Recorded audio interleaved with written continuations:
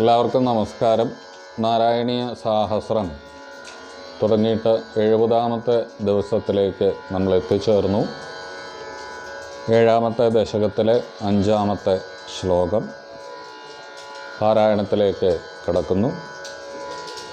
ശ്രീ ഗുരുവായൂരപ്പ ശരണം.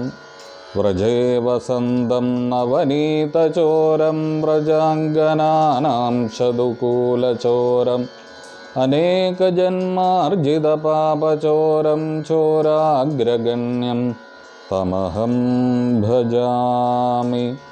ശ്രീ ഗുരുവായൂരപ്പ ശരണം. 7ാമത്തെ ദശകത്തിലെ 5ാമത്തെ ശ്ലോകം.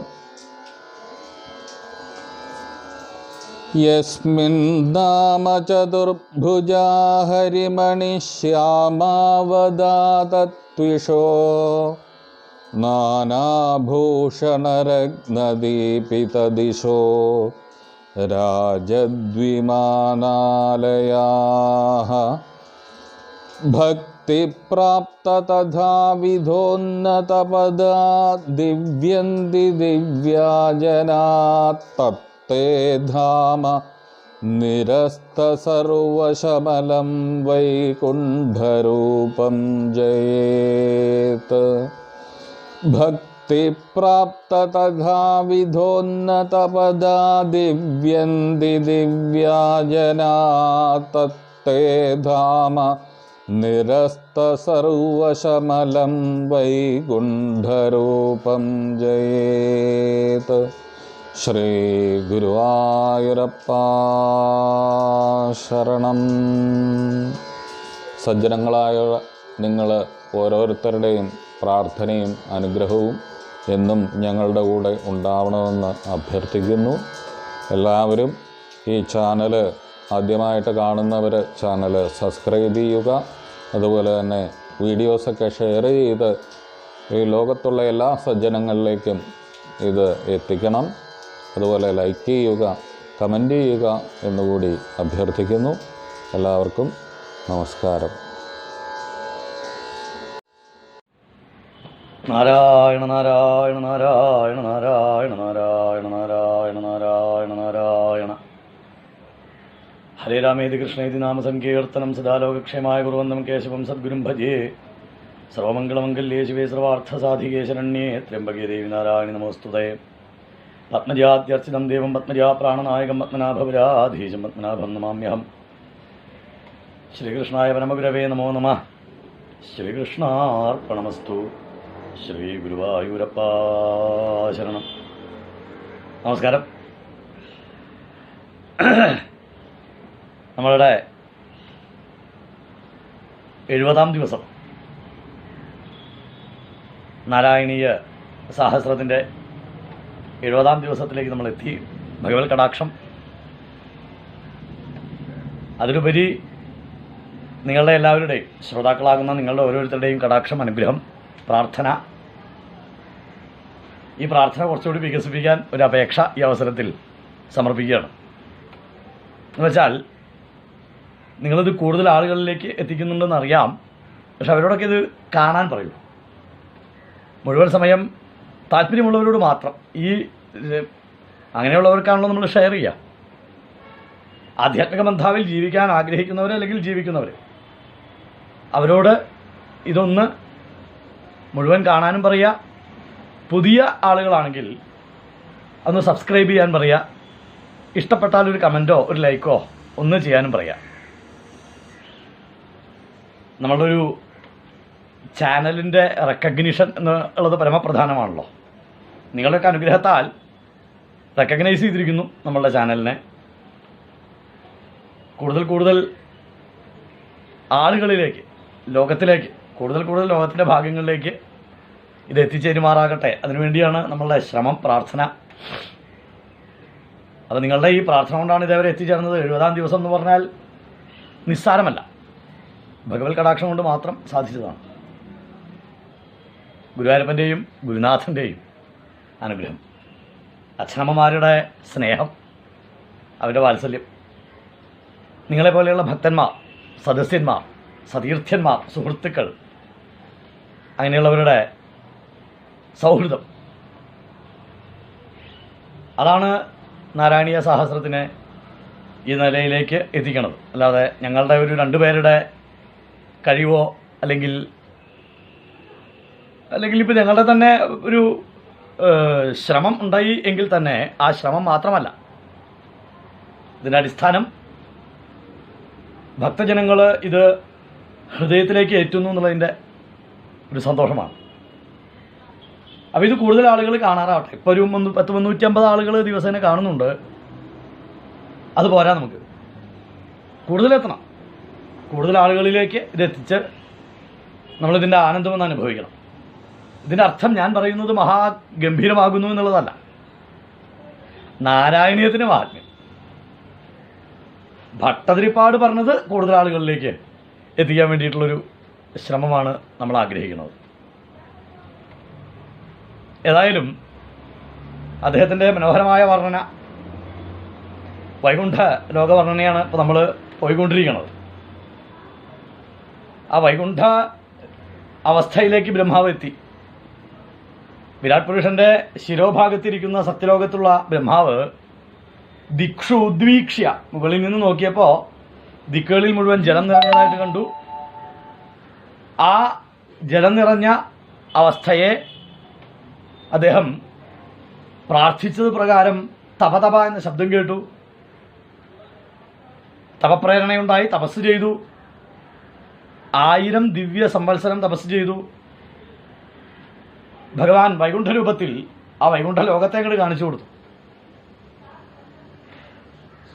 ആ വൈകുണ്ഠ ലോകത്തിൻ്റെ പ്രത്യേകതയാണ് വൈകുണ്ഠം ഏകാത്ഭുതം എന്ന് 2 ശ്ലോകം മുമ്പ് പറഞ്ഞു. ഇന്നലെ പറഞ്ഞു വൈകുണ്ഠ വിജയത്തെ വൈകുണ്ഠ രൂപം തേ എന്ന്. അവിടുത്തെ ആ വൈകുണ്ഠ രൂപം ഏറ്റവും അധികം വിജയിക്കുന്നു, വിഭാവിതം, ഏറ്റവും അധികം പ്രകാശമാനമായി വിജയിച്ചുകൊണ്ടിരിക്കുന്നു എന്ന്. അപ്പോൾ ആ വൈകുണ്ഠത്തിൻ്റെ മഹാത്മ്യമാണ് അത്. ആ വൈകുണ്ഠലോകത്തിനെ വെറുതെ ഒരു വാക്ക് പറഞ്ഞ് അങ്ങോട്ട് അവസാനിപ്പിക്കാൻ ഭട്ടതിരിപ്പാട് തീരുമാനിച്ചിട്ടില്ല. തുടർന്ന് ഉള്ള ഒരു 2 ശ്ലോകമെങ്കിലും ഇനി വരാൻ പോകുന്നത് വൈകുണ്ഠവർണ്ണനയാണ്. അത് അതിഗംഭീരമായിട്ടുള്ളത്. ഇതൊന്നും ഭാഗവത്തിനോട് ബന്ധപ്പെട്ടതല്ല.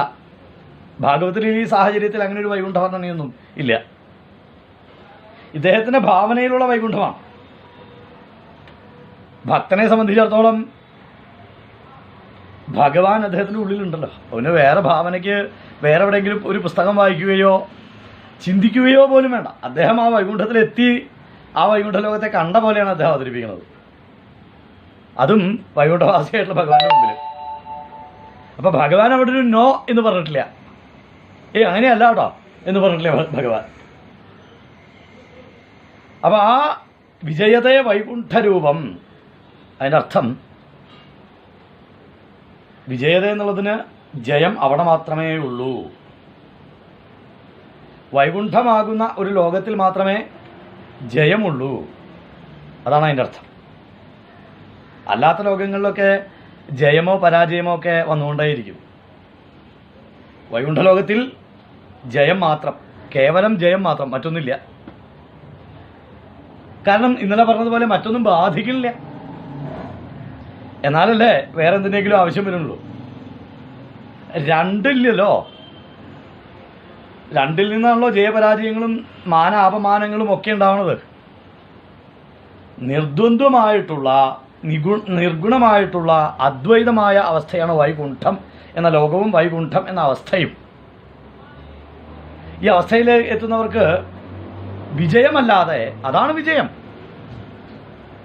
സകല സമസ്ത ലോക ജീവജാലങ്ങളെ മുഴുവൻ ആ വൈകുണ്ഠനായി കാണാൻ സാധിക്കുന്ന അവസ്ഥയാണ് വിജയം. അങ്ങനെയാണ് ഭട്ടതിരിപ്പാട് തുറന്നു പറയണത്. യസ്മിന്നാമ ചതുർഭുജാഹ ഹരിമണിശ്യാമാവതാതത്വിഷ എന്നാണ്. അവര് എന്താ പ്രത്യേകത? യസ്മിന്നാമ ചതുർഭുജാഹ, 4 ഭുജങ്ങളുള്ളവരാ അവിടെ ഉള്ളവർ മുഴുവൻ. ഭാവന നോക്കൂ. വൈഷ്ണവ രൂപം 4 ഭുജങ്ങളോട് കൂടിയ യസ്മിന്നാമ ചതുർഭുജാഹ, അതും എല്ലാവരും ഹരിയ. നാമ ചതുർഭുജാഹ. പിന്നെയോ ഹരിമണിശ്യാമാവതാതത്വിഷ. ഇതിൽ ഭഗവാന്റെ 2 പ്രധാനപ്പെട്ട നാമം ആ ഒരൊറ്റ വരിയിൽ ഒതുക്കിയിട്ടുണ്ട്. ഹരി മണി ശ്യാമാവതാതത്വിഷ. ഹരി എന്ന് ഭഗവാൻ ശ്രീകൃഷ്ണനും പര്യായമുണ്ട്, വൈകുണ്ഠമൂർത്തിക്കും പര്യായമുണ്ട്. പക്ഷേ ശ്യാമൻ എന്ന പര്യായം ശ്രീകൃഷ്ണ ഭഗവാൻ മാത്രമേ ഉള്ളൂ. അപ്പോൾ ഇത് രണ്ടും ഒന്നാണെന്ന് തെളിയിക്കുകയാണ്. ഹരിമണി ശ്യാമാവതാതത്വിഷ. ഹരിമണി എന്ന് വെച്ചാൽ നീലരത്നം. ആ നീലരത്നം പോലെ തെളിഞ്ഞ ശ്യാമ അവതാത ത്വിഷ. ത്വിട്ട് എന്ന് വെച്ചാൽ പ്രഭ. ത്വിട്ട് എന്ന് വെച്ചാൽ തേജസ് എന്നൊക്കെ നമ്മൾ പറയാറുണ്ടല്ലോ, അതിനെയാണ് ത്വിട്ട് എന്ന് പറയാം. ശ്യാമാവതാത ത്വിഷ എന്ന് വെച്ചാൽ നീല പ്രകാശം. അതും ഹരിമണി, നീലരത്നത്തിൻ്റെ നീലപ്രകാശം പോലെയുള്ള പ്രഭയോടു കൂടിയവരാണ് ചതുർഭുജാഹ. അവിടെയുള്ളവർക്കൊക്കെ വൈഷ്ണവ രൂപം പോലെ 4 ഭുജങ്ങൾ ഉണ്ട്, 4 കൈകൾ ഉണ്ട്. നാനാഭൂഷണരത്നദീപിത ദിശോ രാജദ്വിമാനാലയാ. അവിടെ പോയ പോലെ പറയണത്. നാനാഭൂഷണ രത്നദീപിത ദിശ, പല തരത്തിലുള്ള രത്നമാല്യങ്ങൾ. നാനാഭൂഷണ എന്ന് വെച്ചാൽ മാല മാത്രമല്ല, മോതിരമായിട്ട്, കങ്കമായിട്ട്, ഇനിയൊരു പക്ഷെ അരഞ്ഞാണമായിട്ട്, പാദസരമായിട്ട്, നാനാഭൂഷണ രത്നദീപിത ദിശ, പലതരത്തിലുള്ള ഭൂഷണങ്ങളായി വച്ചിരിക്കുന്ന രത്നങ്ങളെ കൊണ്ട് പ്രകാശിതമായ ദിക്കുകളോട് കൂടിയവർ, അല്ലെങ്കിൽ ആ ദിക്കുകളെയൊക്കെ പ്രകാശിപ്പിക്കുന്ന ആൾക്കാരായിട്ട് അവർ ശോഭിക്കുന്നു. ആരെയാ അവര്? രാജദ് വിമാനാലയ. അവരതിലൂടെ ഇങ്ങനെ പാറിപ്പറക്കുകയാണ് വിമാനങ്ങളിൽ. ഇനി വിമാനങ്ങളുടെ വിശേഷണമാണിത്. ഏത്? പല സ്ഥലത്ത് രത്നം ശോഭിച്ച, രത്നം പതിപ്പിച്ച അതിധനികമായ സമ്പന്നമായ വിമാനങ്ങൾ. ആ വിമാനങ്ങളിലൂടെ ഹരി നാമം ജപിച്ചുകൊണ്ട് അവരിങ്ങനെ വിഹരിക്കുന്നു വൈകുണ്ഠത്തിൽ മുഴുവൻ. അപ്പുറത്തപ്പുറത്തും ഭഗവാനായിട്ട് ഇങ്ങനെ ഭഗവാന് ചുറ്റും പ്രദക്ഷിണം വെച്ചുകൊണ്ട് ആ വിമാനങ്ങളിൽ സഞ്ചരിക്കുന്നു എന്നാണ് അവരെല്ലാവരും. രാജൽ എന്ന് വെച്ചാൽ ശോഭിക്കുന്നത്. രാജദ് വിമാനാലയാഹ, അവരുടെ ആലയം വിമാനങ്ങളാണ്. അവർ വിമാനത്തിൽ നിന്ന് ഇറങ്ങണില്ല. ഇതാരെയാ അവര്? ഭാഗവതത്തിൽ പറയും, സർവേ ചതുർബാഹവ ഉന്മിഷൻ മണിപ്രവേക നിഷ്കാഭരണാഹ സുവർച്ചസ എന്നൊക്കെ പറയുന്നുണ്ട് ഭാഗവതത്തിൽ. ഈ അവസരത്തിൽ 4 കൈകൾ എല്ലാവർക്കും ഉണ്ടായിരുന്നു എന്നാണ്. ആരാവിര്? ഭക്തർ, ഹരിഭക്തന്മാർ, അല്ലാതെ വേറെ ആരാ? ഹരിഭക്തിയിലൂടെ ഭഗവാനെ ആശ്രയിച്ചവര് രാജദ് വിമാനാലയ. ഇവിടെ സുധാമാവായിരിക്കും. അവർ ലൗകിക ജീവിതത്തിൽ സുധാമാവായിട്ടും കീറിപ്പറിഞ്ഞ ചേല എന്നൊക്കെ നമ്മൾ ധരിച്ചിരിക്കുന്നു. സന്താനഗോപാലത്തിലെ ബ്രാഹ്മണ ജന്മമായിരിക്കും.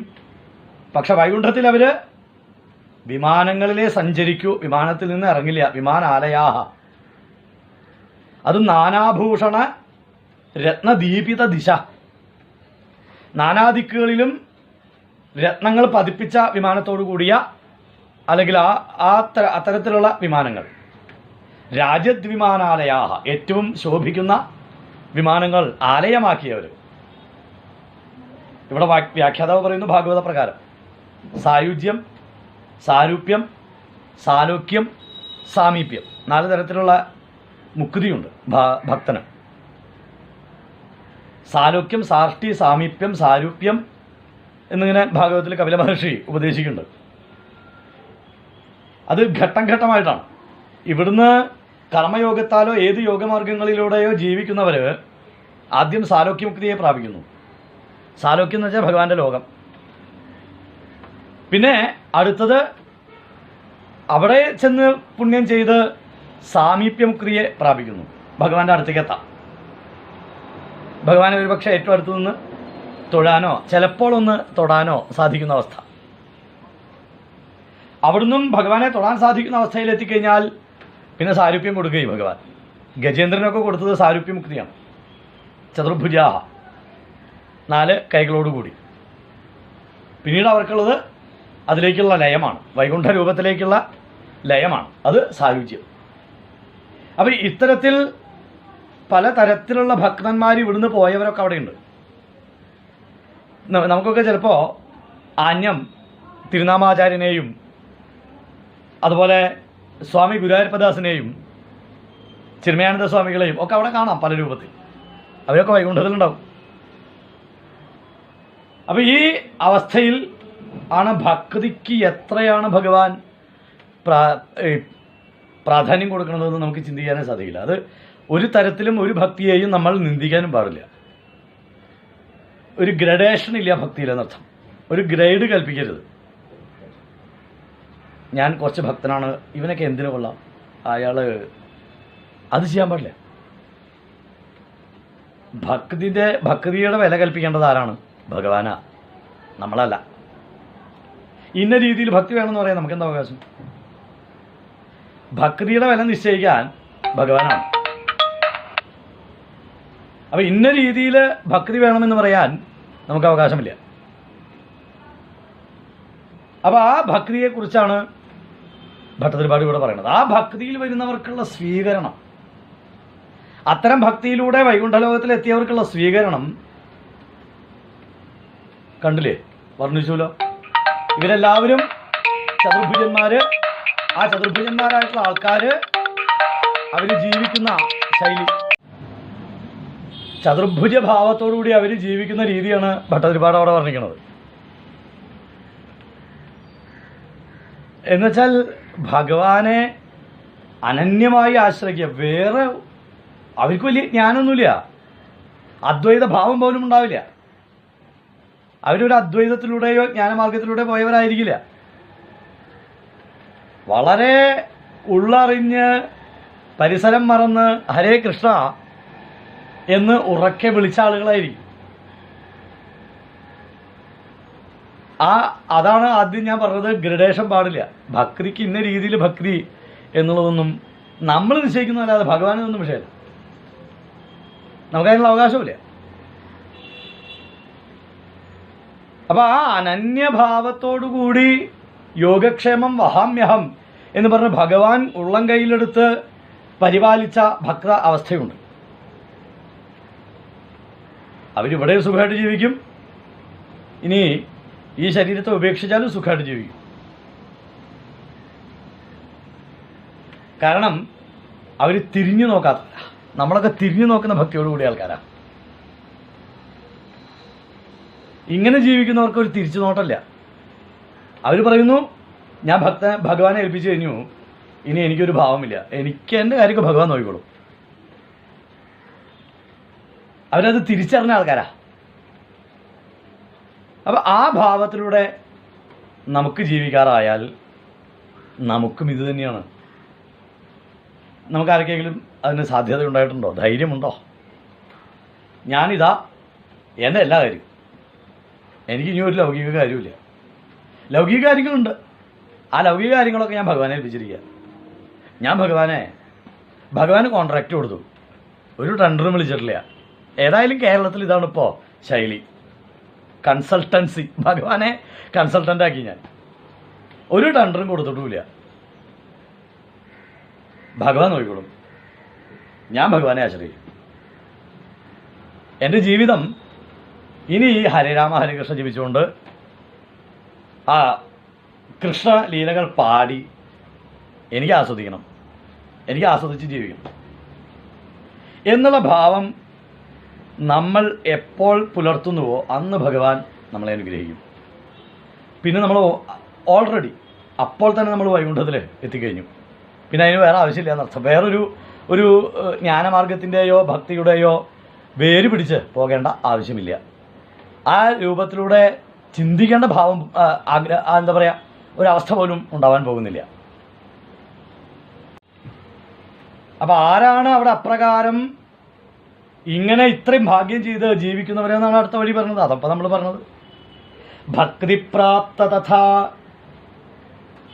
ഭക്തിപ്രാപ്ത തഥോന്നത തഥാവിധോന്നത പദാഹ. ഭക്തിപ്രാപ്ത തഥാവിധ അപ്രകാരം. തഥാവിധം എന്ന് വെച്ചാൽ ആ വിധത്തിൽ, ഭക്തിയെ പ്രാപിച്ച് ആ വിധത്തിൽ ഉന്നത പദാഹ, ഉന്നത പദങ്ങളിൽ എത്തിയവർ. ഇതൊരൊറ്റ പദമാണ്, വൈദിക പ്രയോഗം തന്നെയാണ് അവിടെയും ഭട്ടതിരിപാട് ആശ്രയിച്ചിരിക്കുന്നത്.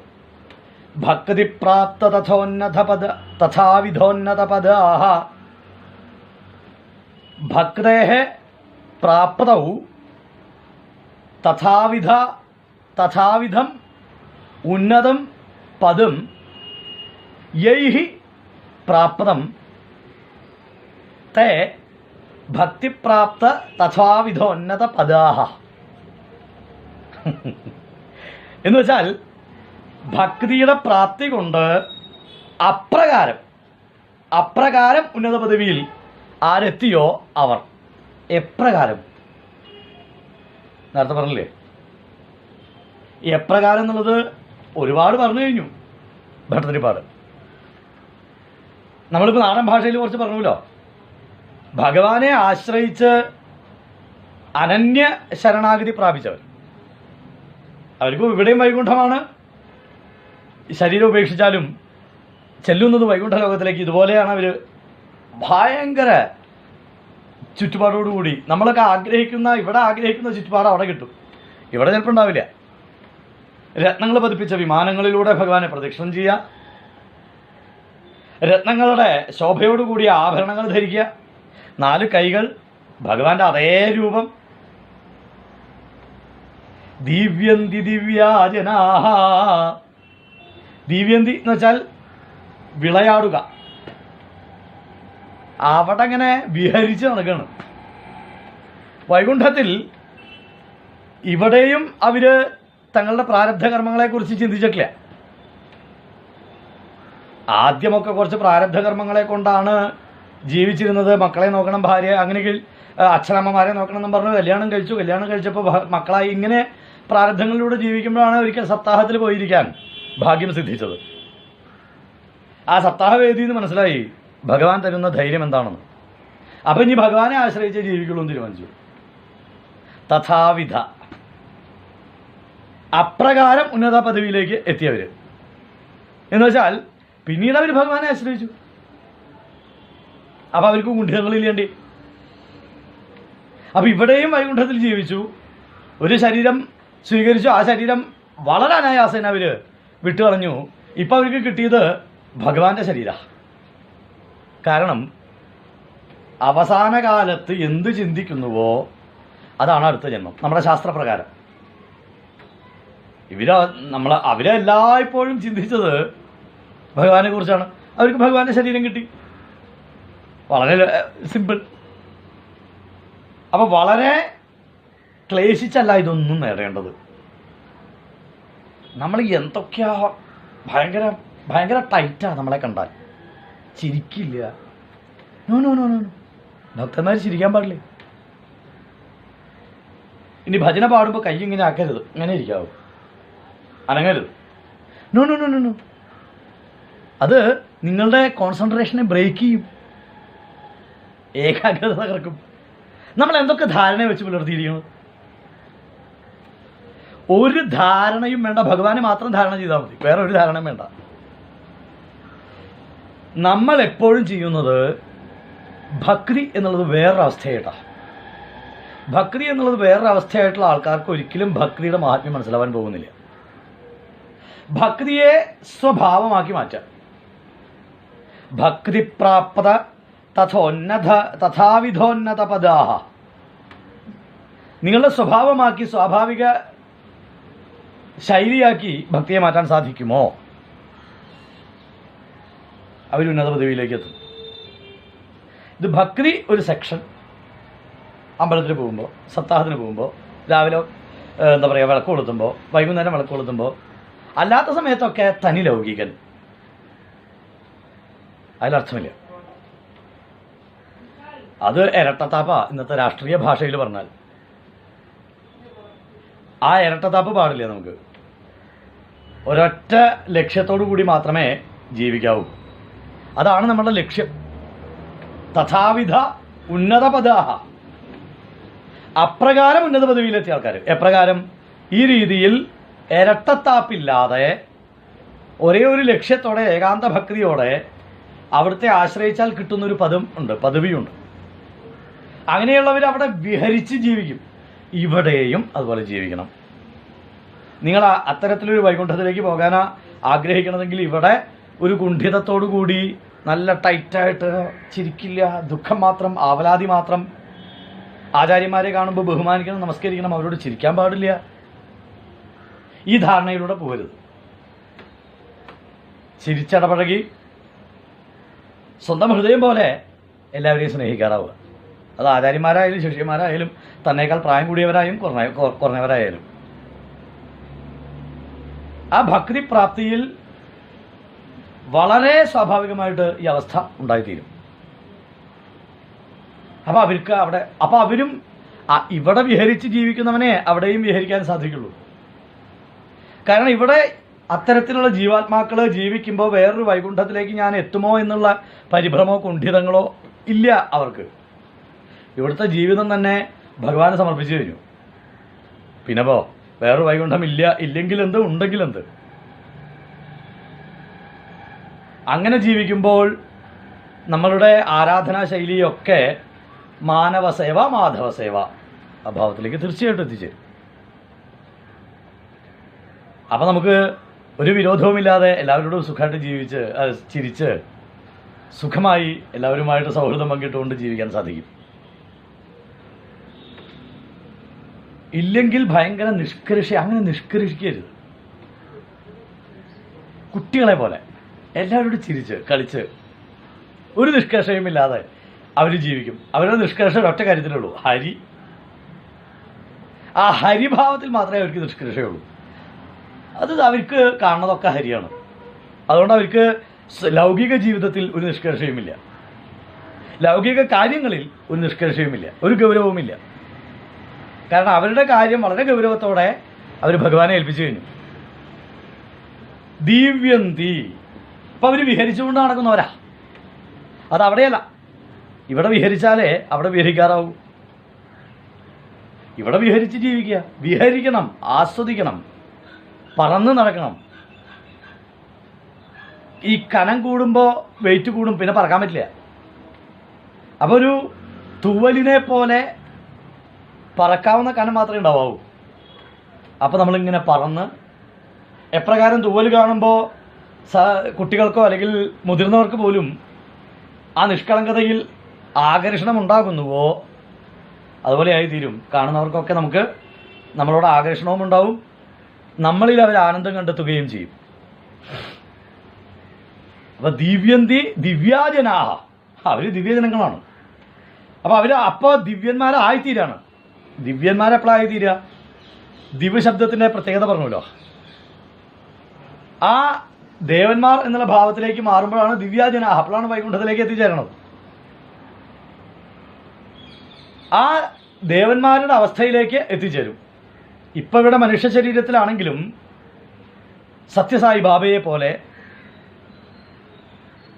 അനവധി മഹാത്മാക്കളുണ്ട്. അതുപോലെ ആ മഹാത്മാക്കളുടെ ആ ഉന്നതിയിലേക്ക്, ഉന്നതപദാഹ, അവിടേക്ക് എത്തിച്ചേരും. അവർ വിഹരിക്കുകയാണ്. അവർക്ക് വേറെ ഒരു വിഷയവുമില്ല. നമുക്കാണല്ലോ വിഷയം. ഇനിയോ തത്തേധാമ നിരസ്ത സർവശമലം. ഇന്നലെ പറഞ്ഞു അത് അതിൻ്റെ ഇന്നലെ തന്നെ പറഞ്ഞത് അതേ ധാമം, തത്തേ ധാമ. അത് ഇന്നലെ പ്രയോഗിച്ച പ്രയോഗം തന്നെയാണ്. അങ്ങനെയുള്ള ആ അവിടുത്തെ ധാമം, അവിടുത്തെ ആ ധാമം, തത്തേ ധാമ. ഇന്നലെ എന്താ പറഞ്ഞത്?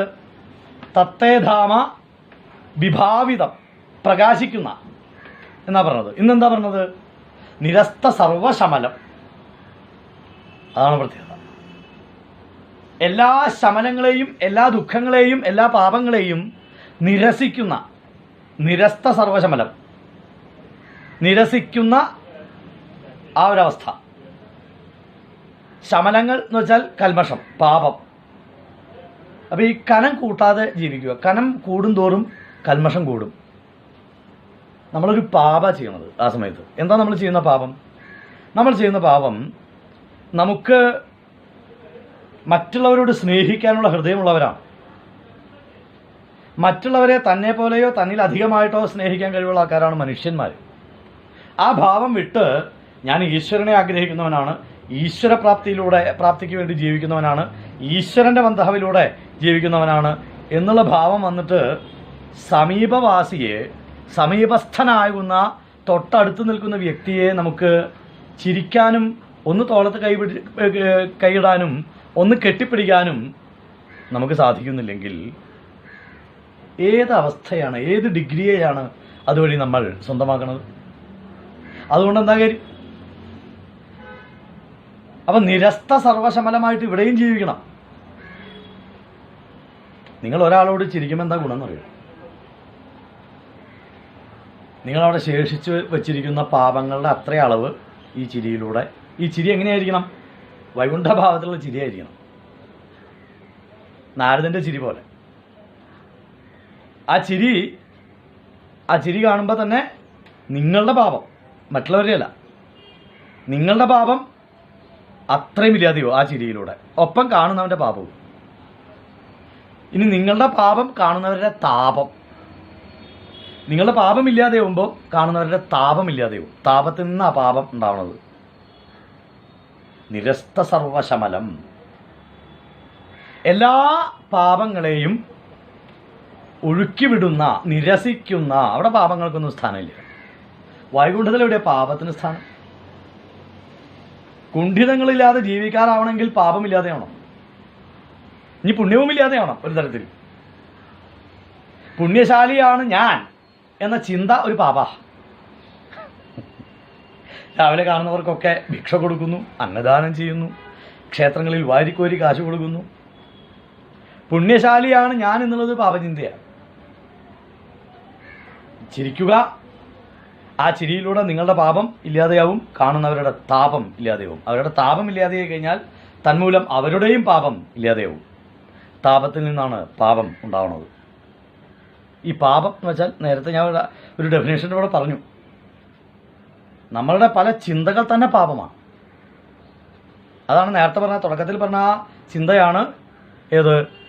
ഞാൻ ഭക്തൻ, അവനത്ര പോരാ എന്നുള്ളത്. അത് മഹാപാപമാണ്. അപ്പം അത്തരത്തിലും നിരസ്ത സർവശമലമായിട്ട് നമുക്ക് ആ ഒരവസ്ഥ എത്തിക്കഴിഞ്ഞാൽ വൈകുണ്ഠരൂപം, അവിടെയും ഇന്നലെയും പ്രയോഗിച്ചു വൈകുണ്ഠ രൂപം, വിജയത്തെ വൈകുണ്ഠരൂപം എന്ന് പറഞ്ഞു. ഇന്ന് അതിൻ്റെ വേറെ ഭാവത്തിൽ പ്രശംസിച്ചു, വൈകുണ്ഠരൂപം ജയേൽ. അത്തരത്തിൽ ഒരു കുണ്ഠിതങ്ങളുമില്ലാത്ത അവസ്ഥ, രൂപം എന്ന് വെച്ചാൽ അവസ്ഥ, ആ കുണ്ഠിതങ്ങളില്ലാത്ത അവസ്ഥ ജയിക്കുന്നു, ജയിക്കും, ജയേൽ.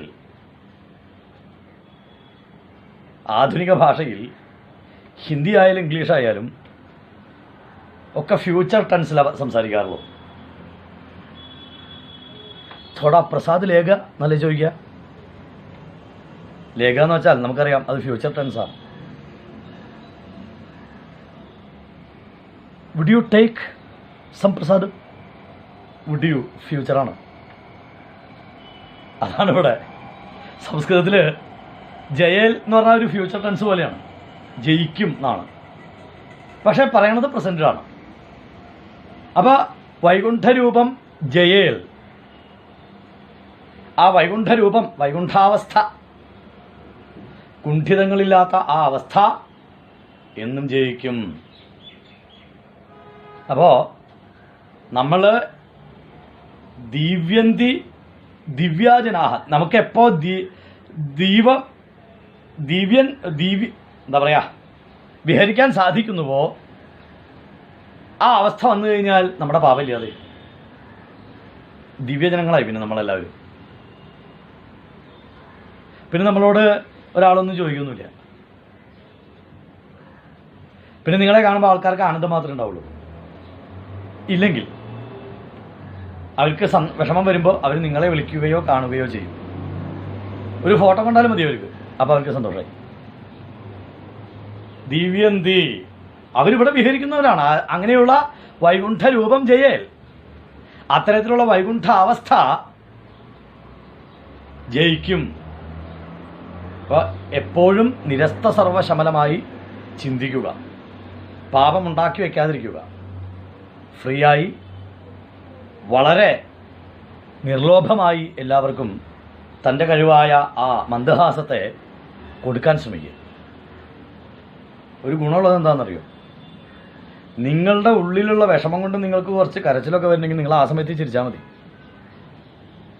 നിങ്ങളുടെ ഉള്ളിലുള്ള വിഷമം പോവും, കരച്ചിലെന്ന ഭാവവും പോവും. കരയാനുള്ള ഒരു ചാൻസ്, അവസരം നോക്കി നടക്കുകയാണ് നമ്മളെല്ലാവരും. വാസ്തവത്തിൽ സാമാന്യ ജനത്തിന് കരയാനുള്ള ചാൻസ് ഒന്നും ഈ ലോകത്തിലില്ല.